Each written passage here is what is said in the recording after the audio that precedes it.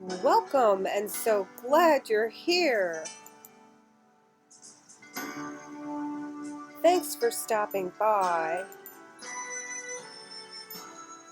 As always, be the change you wish to see in the world.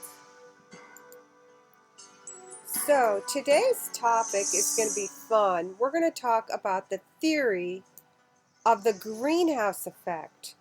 This is a scientific theory that sometimes is considered a misnomer because the theory discusses the fact that it gets warmer on the earth due to chemicals released in the atmosphere and the interaction of the sun on the earth and within the atmosphere on the earth. I have a little cursor here you can follow if I'm showing a diagram.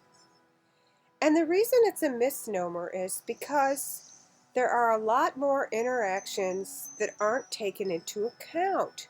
But indeed, the greenhouse effect is, in fact, where the earth is kept warm. Without the greenhouse effect, our earth would be freezing cold. Now, human beings like the earth in a certain temperature zone. So, what is this hoopla about the earth and it getting too hot because of the greenhouse effect? Well, first of all, you got to know that the sun is really hot and the earth is 3 planets away from the sun. Now, what happens on the earth stays on the earth. Not exactly. The earth has something called the atmosphere. What is the atmosphere, you ask? Well, here's a nice picture of the earth. It's almost like an aura or a cloud cover, but it's not quite a cloud cover. What is it? Well, there's special scientists that study the Earth's atmosphere. And the Earth's atmosphere can be described as several layers going up into outer space. The first level is the troposphere. The second is the stratosphere. The third is the mesosphere. Then finally the thermosphere and the exosphere. And it goes by how far it is from the Earth. Astronauts fly out into space in their spaceship out there. But stuff comes into the Earth from way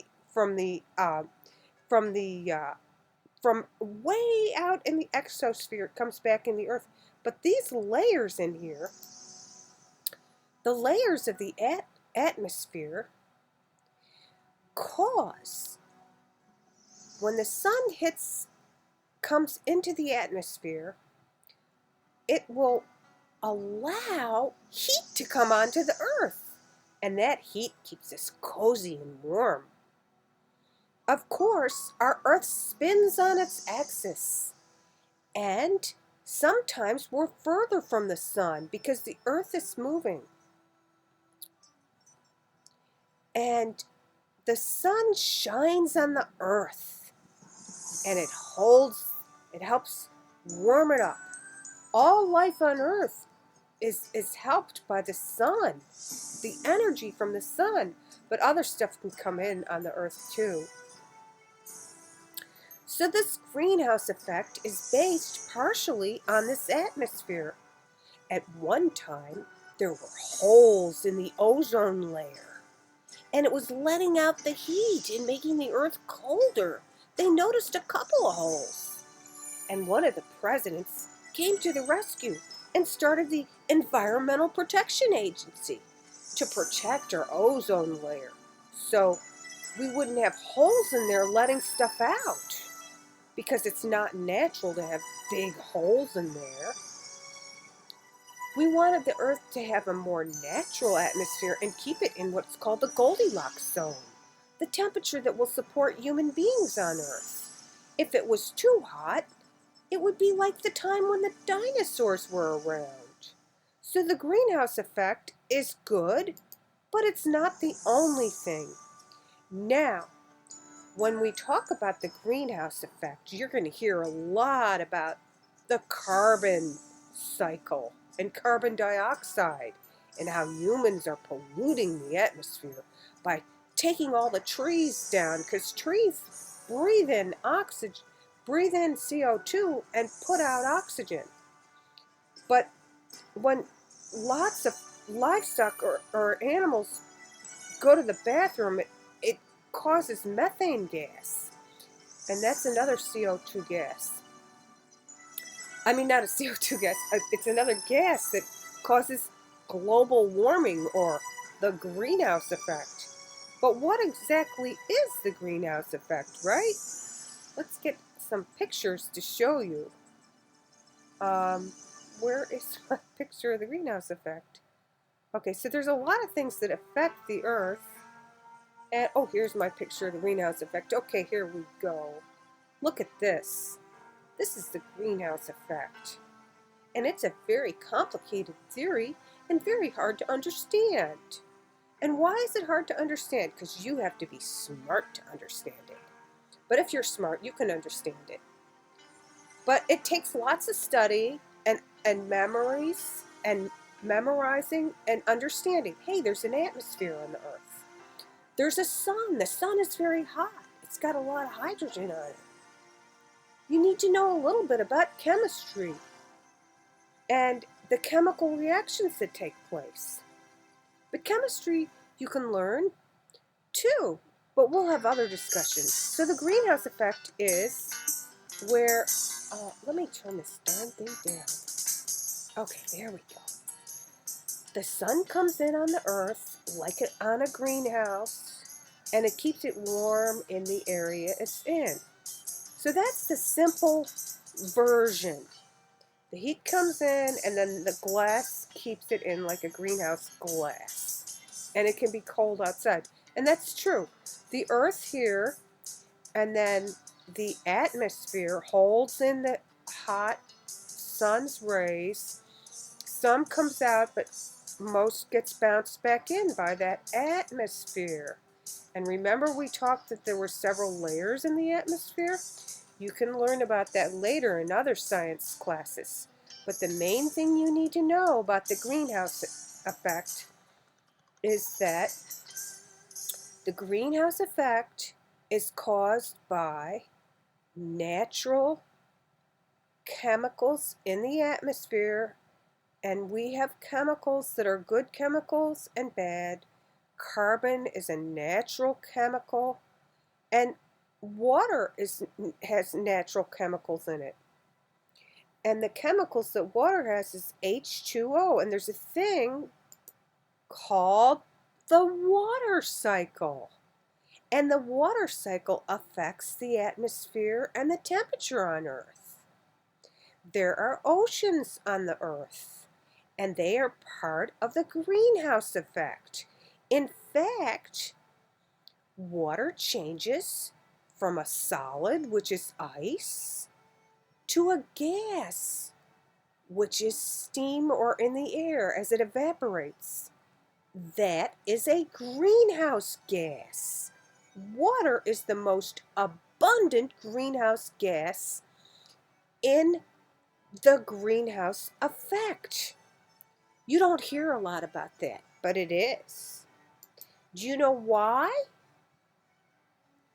Because it's not really the subject of describing it, because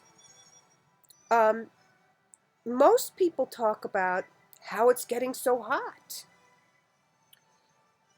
Because what happens is water does hold heat. But did you know that rocks are affected by heat too, and there's a rock cycle? And that affects the greenhouse effect? All these things are related.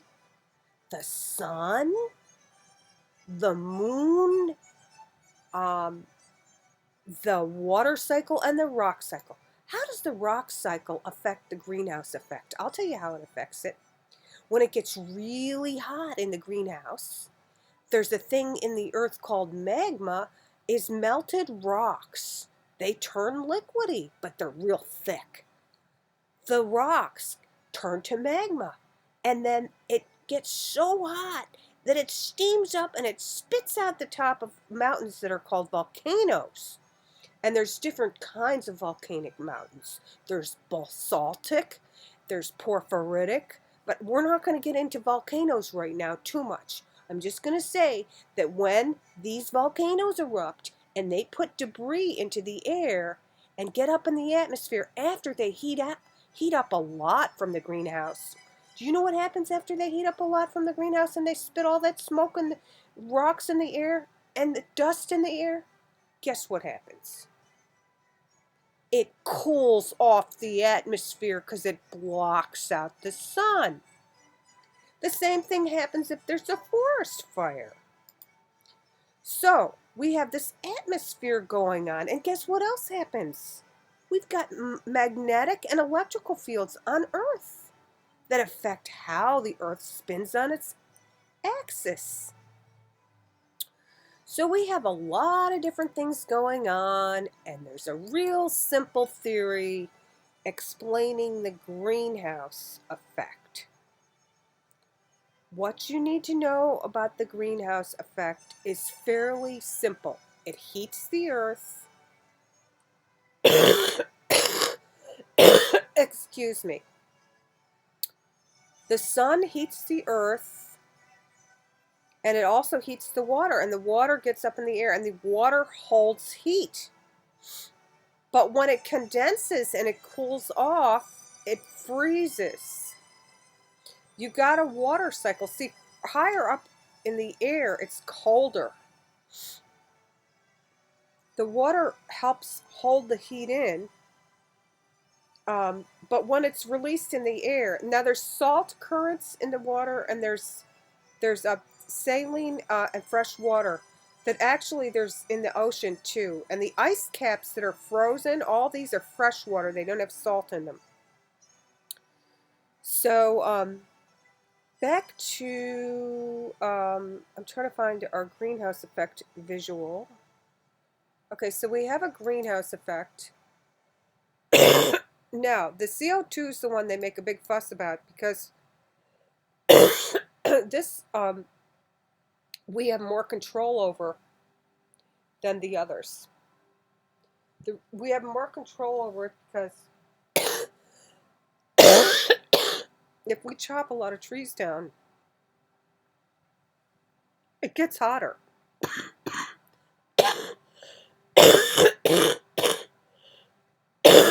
The problem is, if it heats up too much, you're going to get more wild weather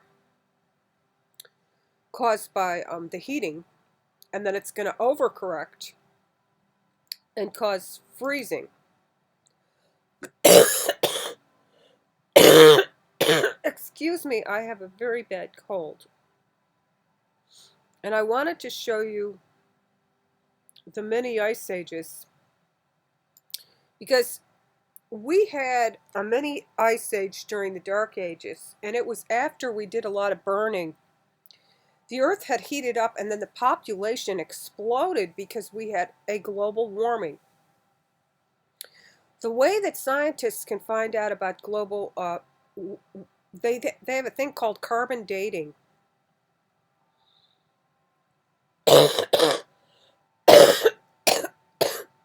I'm going to get into this more later. But for now, what you need to know is that there is a greenhouse effect, but the greenhouse effect can cause the opposite of the greenhouse based on the reactions of the chemicals in the atmosphere. We have a water cycle, we have a rock cycle, fires and things like that. Particulate matter getting into the atmosphere can block out the sun. Also, certain chemicals can cause ozone layers to get holes in it and cause it to be freezing cold.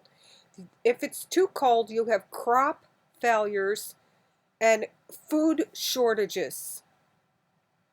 So you want to keep the Earth in the Goldilocks zone. Politicians can help by passing policies that restrict people from putting pollution in the air. Nixon helped stop people from having to breathe in lead and get lead poisoning from the air and all around us. And he started what's called the Environmental Protection Agency. And he did that to protect people. A lot of companies got mad, especially the oil industry, because they had lead in their gas to stop it from knocking and making the engine knocking. And they had it as an additive.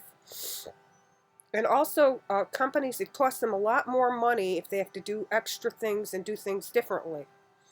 So there's some political fights about the greenhouse effect not being real or fake, but the greenhouse effect is just a theory, and it is true that it is a misnomer. So when you hear people arguing about the greenhouse effect or climate change, yes, the climate does change. Yes, there is greenhouse effect, but it's not that simple. You've got to understand chemistry. You need to understand the rock cycle.